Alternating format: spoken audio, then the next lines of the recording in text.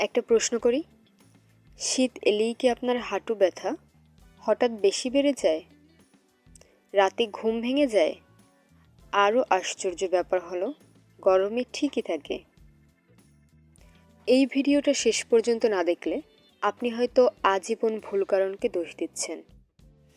অনেকেই বলে বয়স হয়ে গেছে তাই ব্যথা, কিন্তু প্রশ্ন হলো তাহলে শীতেই কেন ব্যথা বেশি হয়? আসল কারণটা 90% মানুষই জানেন না। প্রথম বড় কারণ, ঠান্ডায় হাঁটুর পেশি শক্ত হয়ে যায়।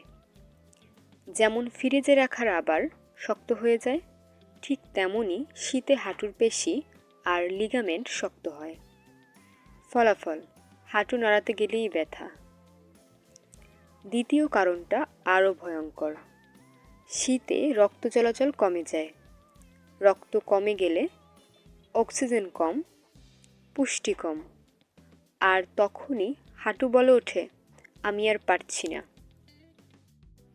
যাদের বাত বা আর্থ্রাইটিস আছে তাদের জন্য এই অংশটা খুবই জরুরি।